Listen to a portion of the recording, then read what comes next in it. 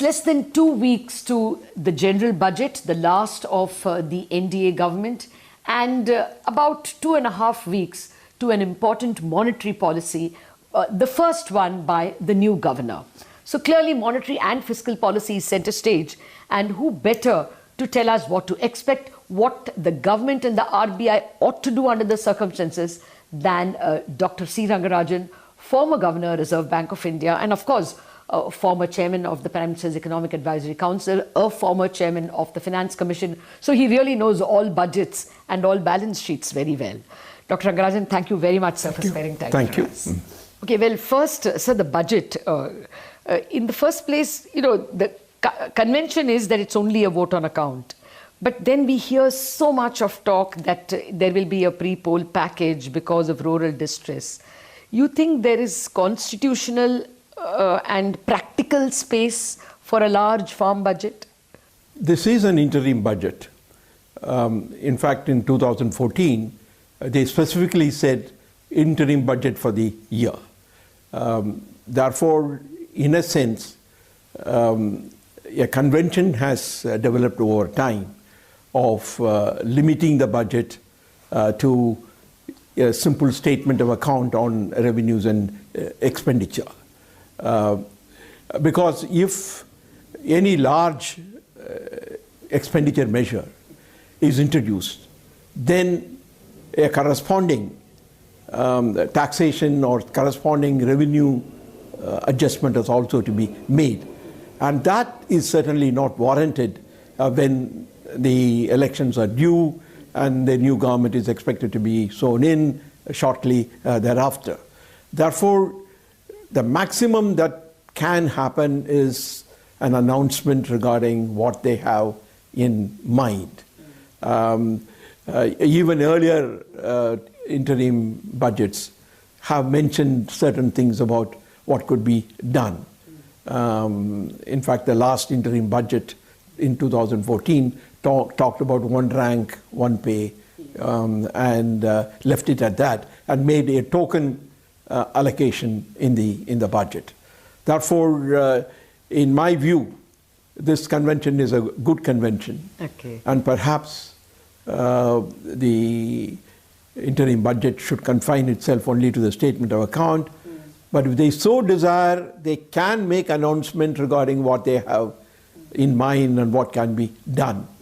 Now, sir, from what you said, now the one rank, one pay, the OROP was only announced with some token 300 crore, but it became incumbent, it became impossible for the next government not to implement it, because it's a political, it's too popular. Likewise, if this government were to make a large farm promise like a basic income or a regular monthly income for, say, BPL families, is it possible for the next government to shake it off? Whether or not it is their program, it might impose a burden, isn't it? We ought to worry if they make a large announcement, isn't it? Well, large announcement should also indicate how they are going to raise the necessary funds to meet that expenditure. A simple announcement of what could be done or what they intend to do is not enough. Therefore, I do understand the political compulsions that can arise as a consequence of an announcement. But perhaps the new government, if it is not the same government, can announce something very different. I mean, I think yes, the compulsion to look at that issue will be there, but it need not necessarily be the same program, and they can come out with some other program and say that the token amount that has been provided in the budget is nowhere near what the scheme would really involve. Every time we get close to a budget, stock market aficionados usually say, what is wrong if there is a larger fiscal deficit?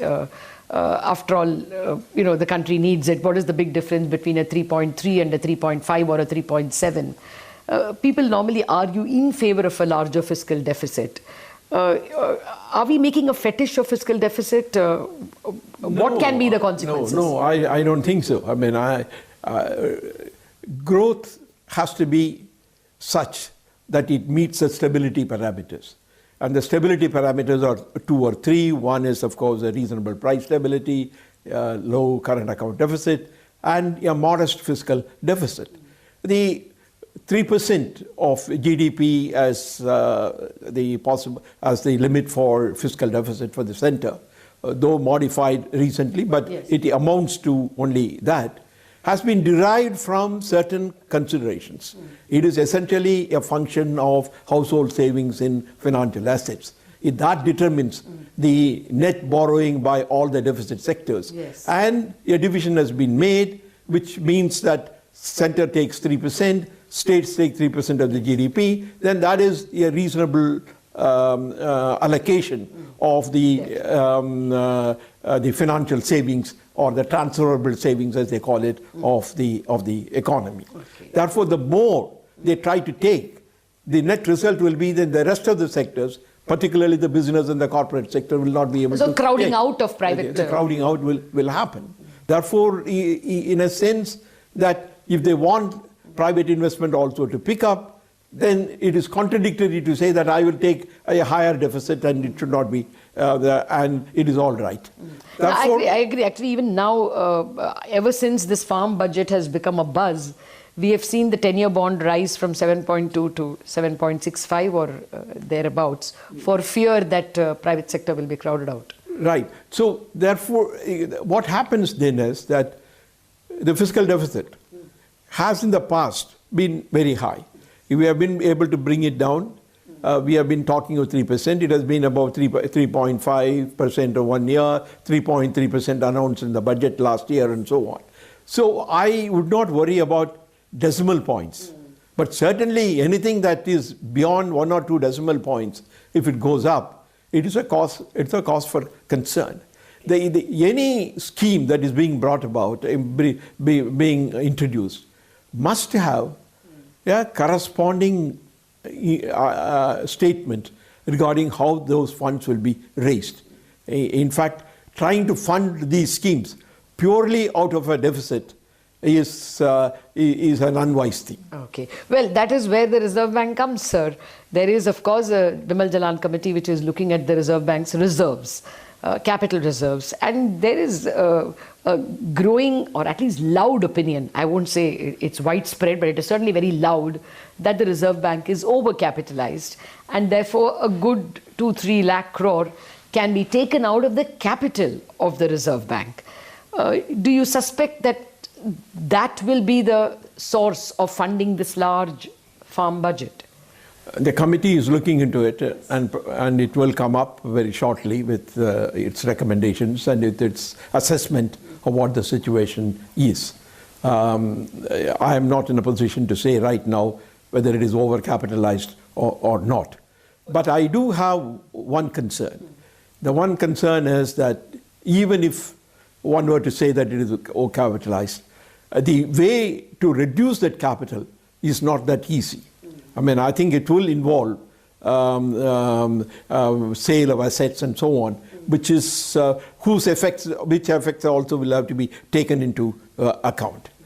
All that can be said is that if they come to the conclusion that it is overcapitalized, that in subsequent years, the Reserve Bank of India need not provide for so much for the reserves and release the money to the government.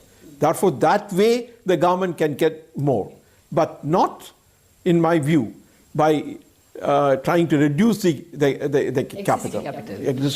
Okay. Well, one way in which Arvind Subramaniam tried to work around it is if it is impossible for the market to absorb, say, a 3 lakh crore of bonds that RBI sells, obviously it is impossible. Why not just transfer those bonds as capital of the banks, of the public sector banks? Well-capitalized public sector banks can then give loans either to the government, subscribe to government bonds, or simply lend cheap. That was his view. The impact on the balance sheet of the Reserve Bank is not very different. I mean, you are reducing the size of the balance sheet. Yes. I think that I think has a lot of other implications, and I would only say that if they come to the conclusion that it is overcapitalized, in subsequent years, the Reserve Bank of India need not be allowing a greater amount of surplus to go for the reserves. That money can be given. And in fact, you should remember that in, say, even 20 years ago, when I was there, governor and all that, the amount of money that was transferred to the government was almost so little as compared How to much was it? Was it in thousands or hundreds? It's less than 1,000. Okay, certainly. so 300 crore, Yeah, 400 so crore. it's nothing. I mean, as compared to the numbers Now that it is 65,000 crores. we are talking about, and therefore that will certainly help the government, and that is the order of deficit that they can really reduce using that money, and that money can be utilized for any expenditure. But money is fungible. When the money comes, it is not that it is directed towards that particular expenditure. Exactly. It's just more money with the government. But there was another suggestion which Dr. Arvind Virmani was making, and a lot of, I think even Rangarajan referred to that some time back, that if the Bimal Jalan committee finds that the Reserve Bank has more capital than other central banks, then subsequent redemption of bonds need not be paid for by the government. Those bonds can be cancelled as and when they redeem. To that extent, the government's debt goes down, and that gives them some fiscal space to borrow. That's a gradual process. Yeah, yes. Yeah, and it depends upon how much of the debt is maturing, yes, in a particular year. Even that, there is a reduction in the assets of the Reserve Bank of India, and what the corresponding entry would be is something that needs to look into. Oh yes, that will be an accountant's puzzle. I agree with you. But what is your sense of the farm packages itself? I mean, you have been governor of Andhra Pradesh, and now the new bifurcated Andhra Pradesh, Telangana, for instance, is held up as a good example of not farm loan waivers, but an income for farm hands. Well, there are two problems with it. One is, of course, it does nothing to agriculture per se. It's a income supplement to the farmer, and therefore it can be looked upon as one of those things which we are talking about, like universal basic income. The second is, there is in the case of Telangana too, the tenant farmer doesn't gain. And landless, not even that. Therefore, the whole question is, to whom are you giving the benefit? Therefore, the landowners get the benefit, but the tenant farmer doesn't get. Therefore, these are things that will be looked into. And when people are talking about universal basic income, the word emphasizes universal, in which case almost everybody should get it. And that is where the problem becomes magnified. The order of magnitude of funds that are required for any universal basic income is very large. And without acting on subsidies, it will be impossible to introduce any of those schemes. Okay, so it has to be substituting the current subsidies with an income support. Right. I mean, it can't be both. You just can't have the subsidies and at the same time have something which is a universal basic income scheme. No, not universal, perhaps not even for part of the population. Is something we can afford. Yes, but I like the point. In fact, we say that give it to the women alone. Yes, there is. So then it gets reduced by half, and it can do it. Or we have suggested in one of the papers, you can use a cutoff, women above the age of such and such, in order to reduce it.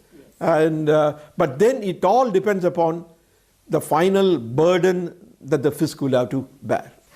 So in passing, you mentioned a point which was very important, that ultimately it does nothing to productivity in agriculture. And in a country like ours, can we ignore the productivity part and only think of income support? We are, perhaps everything that the government spends should also have a productivity angle, isn't it?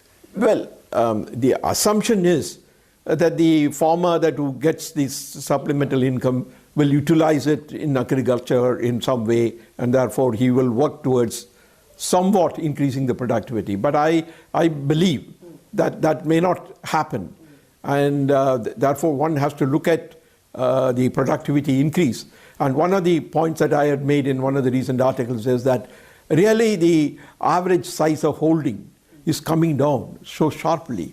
And the average size of the holding now is 1 hectare, which is about 1.4 acres. That is not going to give enough income to anybody of that with a land holding of that size, even if productivity increases. We really need to look at the angle from the point of view of consolidation. Okay. No, I take your point entirely, sir. Land in every way has not been attended to by any government. Whether it is land acquisition for a public purpose, the laws are still, the law doesn't permit cheap or reasonable acquisition price. And on the other hand, consolidation of holdings also has not been provided for by policy. Would you say that this is a policy for which the time has come?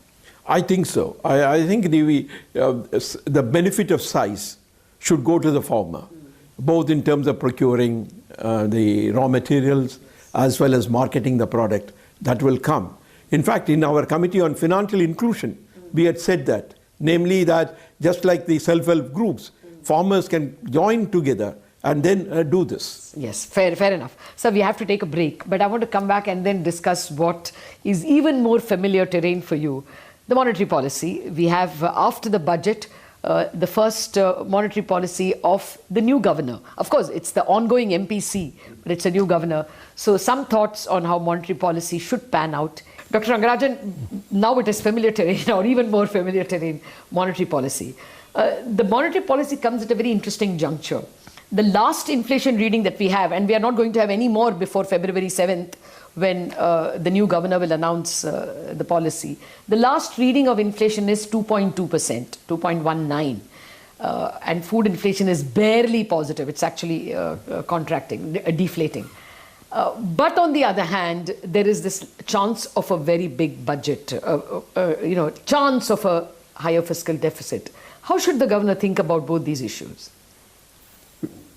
Primarily, the Monetary Policy Committee looks at the price situation, the expected growth in GDP, and the possible factors that could influence the price behavior in the coming quarter or 2 quarters or something like that. So these are the considerations which weigh heavily on the Monetary Policy Committee. Certainly, what the budget does and what the level of fiscal deficit is also critically important to the Reserve Bank. My own feeling is that the budget, the interim budget, will announce some important measures, but leave it there without really incorporating it into the budget. In which case, the announced fiscal deficit for the coming year 2019-20 may not be that high. I mean, it could be a little higher, but probably it's more likely to be around 3.3. I think it's around this year's number. Therefore, from the point of view of the committee or the Reserve Bank, the number they will have to look at will not be very high. Even though some questions may arise in the minds of not only the Reserve Bank but also many others. If certain measures are announced, then perhaps post-budget it will come into play, and therefore what will happen to the budget deficit in the future, even for the year 19 and 20. No, that concern will be there. But on the basis of the facts that are now available of low inflation, consumer price inflation, and the somewhat slowing down of the growth, and the situation on the fuel side and so on, there is some room, in my opinion, for the Monetary Policy Committee to move in the direction of easing. It can either be saying that the stance will be neutral and leave it there. Or if they have some other numbers to show, maybe reduce the rate. Perhaps more likely, the announcement can be moving to the neutral because of some concerns about what the budget could be when it is framed in June or July, Yeah. and what the fiscal deficit would be. Okay. Therefore, in the next bi-monthly, probably when the budget deficit is also clearly known, there is a possibility that there could be a reduction in the policy rate. Yes. Actually, the market is gung-ho with expectations that there should be a CRR cut, and there was Uday Kotak speaking about a 50 basis, space for a 50 basis cut. I don't know whether he meant in one go or, over two policies. But there are huge expectations because, and the repeated refrain is that look at the real rate. Repo is at 6.5 and inflation is at 2.2. But inflation is 2.2 at a point in time. That's not the annual average. Well, you see, I understand that. I mean, you see, when the Reserve Bank or the Monetary Policy Committee decides either to be neutral or tighten, on the basis of an expectation of an inflation rate being higher 2 quarters down the line, we are punishing the people during the interim period because the real rate of interest goes up. The inflation is lower or at the acceptable level. Therefore, the real rate of the real rate cost of money goes up. Therefore, that is. I have written on that. I think that is not a good thing. I think people suffer.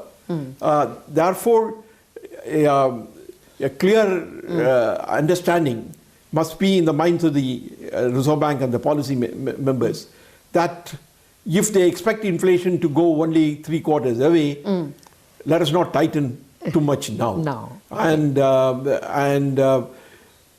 yes, it is very difficult to say whether it will be a change in stance or whether it will be a reduction in the policy rate. But I do not expect the reduction in the policy rate to be more than 0.25. I think that's not. But is there scope for a CRR cut, sir? I think... it's down to 4 and it is for 4 for such a long time now. Why? What is the difference? I do not know. People mean by... a little more liquidity. No. The liquidity can be given through open market operations. They are doing that. I think that is the best way to do it. The open market operations have become possible only after the reforms that we introduced in the early 1990s. That's true. If the government market rate was not... if the rate of interest on government bonds were not market determined, open market operations were not possible. Once we freed it and the auctions came in and the rate of interest on the bonds became a market determined one, then open market operations are possible. Therefore, open market operations are the likely means through which the liquidity can be increased. And that is what the Reserve Bank of India should be doing. Because it is possible through open market operations to limit the kind of increase that you want. Because the CRR is the blunter instrument. Is that kind of a tool. Therefore, it will suddenly increase so much. But if you can, you use the open market operations and steadily increase the liquidity, if that is what is required, that would be the ideal thing to do. No, then they are doing the ideal thing by your standards. That's what the RBI has resorted to. I just want a final comment from you on recent trends in institutions. Yes, one governor had to resign, but more than that, the way in which public sector banks have now been given limits on how much mudra loans they have to give. As well, now there is a package, almost a diktat, that they have to restructure the loans of small enterprises, and that is available till 2020 March. So basically, you're kicking the can down by about 4 or 5 quarters. As well, farm loan targets.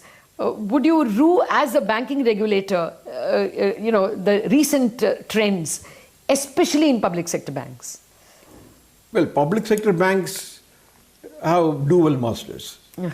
There is a governor, there is a Reserve Bank of India as a regulator, and the government as the owner. The government as the owner can do anything. Yes. So long as he satisfies the criteria that have been set by the Reserve Bank.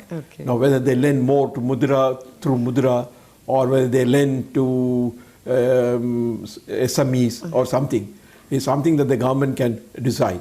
But certainly, the Reserve Bank of India has to look at the impact of these things in terms of the quality of the asset structure. Exactly. And I think that is extremely important.